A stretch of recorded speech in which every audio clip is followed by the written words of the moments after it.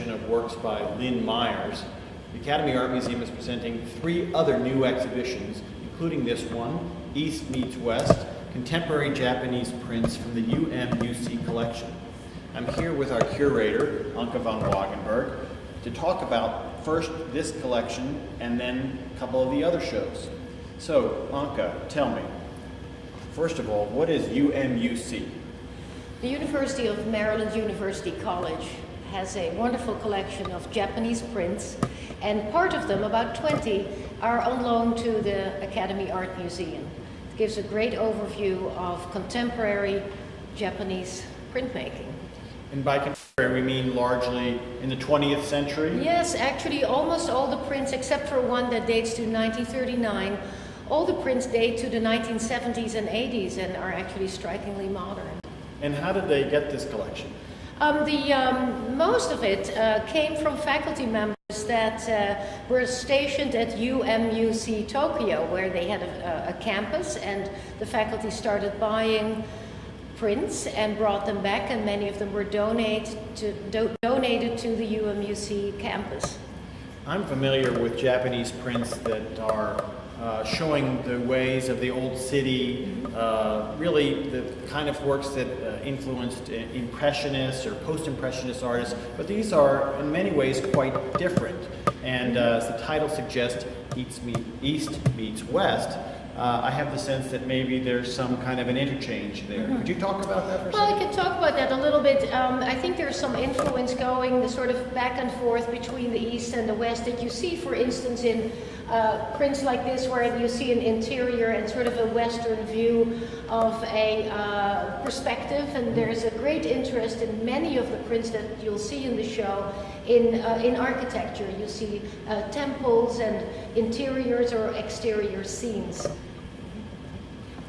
That's great. Looking here, I was just following up on that idea of perspective. You see that the way that the buildings really recede rather dramatically into the background. Exactly, and I don't want to analyze too much, but that's definitely sort of a Western view with a perspective viewpoint, the lines receding into the space that you see more in Western art. So you could say that that's an influence from Western artists who had gone to Japan.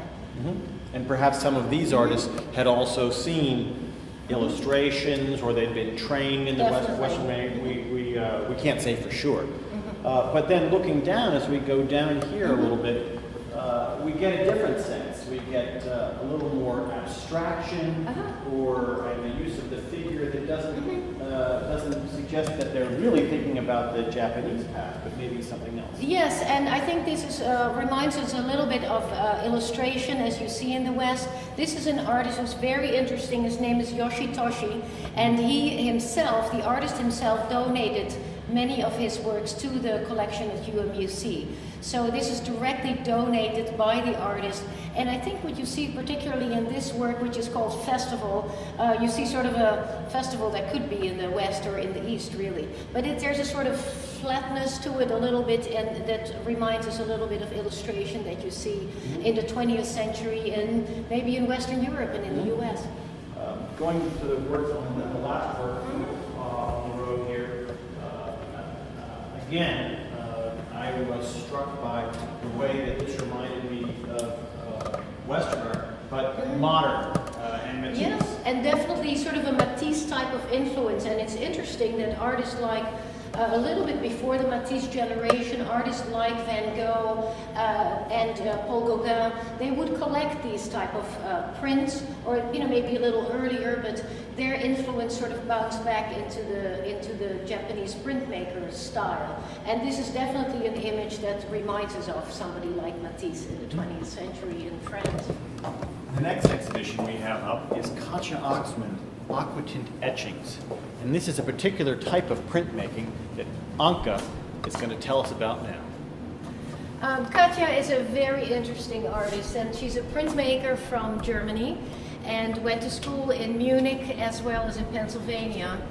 And I think what is very interesting is when we can build exhibitions based on our own collection, and one of the pieces is in the center of here, and to the Other side, to the left side of that, is another wonderful aqua tint etching, and I thought this was nice to put first because it has all these Rothkos inside the picture. Katja is a great fan of art history and has great knowledge of art, of all different ages, and she likes to include images of other artists within her etchings. And these Rothkos, of course, for us, refer to the Rothko show we had in this museum 2 years ago. And let me ask you a question. What is aquatint? It's an etching technique where some water is added to the printmaking process. It's a process that dates back to the 17th century. Rembrandt was a very good etcher, a really excellent printmaker, and artists have been making these etchings ever since then. So both in her technique and in her imagery, she's hearkening back to the history of art, and you look and you see Oriental tapestries, you see boxes, flowers, feathers. She has a sort of set of images that she likes to bring around. True. And certain images recur, and you see them in her images, like the sort of the Oriental tapestry. Many of the flowers are in her garden. These are pictures from her studio in Amherst, Massachusetts, and many of the orchids that you see in the pictures are grown by herself. And it might be worth pointing out that this work right here is actually in the collection of the Academy Art Museum. And that was the germ or the seed of the idea that brought us to this exhibition. Is that right? Yeah, we like to focus on one or more works that we have in the collection and build an exhibition on this. And this is a wonderful piece that we've had now for several years. And this one in particular I think is interesting as it refers to so many Renaissance paintings. We see Bellini and several other Renaissance artists depicted within her artwork. We're fortunate that not only do we have them works like this in our collection, but we've had some lenders, and also the Stephen Scott Gallery has been very generous in lending a number of works to the show. One of the most impressive works in the exhibition is this large diptych that is 2 pieces that has the same sort of imagery with the flowers and the carpet and also the postcards that reference art history. And what you might notice is how many colors that can be found in this print. And this technique is something remarkable, wouldn't you say? I would say so, and Katja uses very sort of traditional technique with her etching, and the methods that she uses for these is that you have to run every color, you have to run through the printer, so you can see how sort of labor intensive it is to create it. And I think 30 to 40 times is what I've been told. That's what it takes to create this print. That's really striking, if you take the pun, for the print, because very often printmakers will maybe just run something through. Well, they could do it just once, but 2 or 3 times would be the typical way of combining colors, and she's doing it literally dozens. So when you have a chance to see the exhibition, know that there is a really intense craft that goes behind it. The 4th exhibition that we are opening this month at the Academy Art Museum is Greg Mort, Selections from the Hickman Bequest. We were very fortunate a number of years ago to receive a large donation of paintings and works on paper by the artist Greg Mort. Anka, can you tell us a couple things about Greg Mort? Particularly, why does he have all these apples? Well, Greg Mort is a very interesting artist, and he has a great interest obviously in painting, but also very much in science.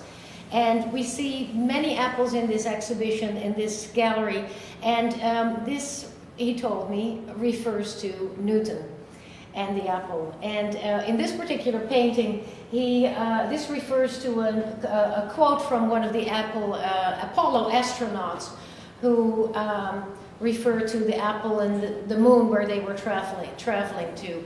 I think that's, you know, sort of combining the interest that Greg Mort has. And Greg Mort is an artist who has been appreciated by scientists. He's worked with NASA, he's worked with various scientific institutions around the country. So he uses this iconography or this imagery of apples to tell us something about ideas and about science. But if you look around, you'll see that he also features landscapes and still lives, and he wants to tell us something about the natural world. I believe he's something of an environmentalist as well. I think you're right, and outside of the gallery, the show, it's a small exhibition, but it's very fine, and it continues just outside of the gallery with some paintings of trees that he did, but he takes it a little bit beyond just an imagery of a tree, but he adds a little very elusive water drops or a planet sort of hidden between the leaves that I think makes it extra interesting.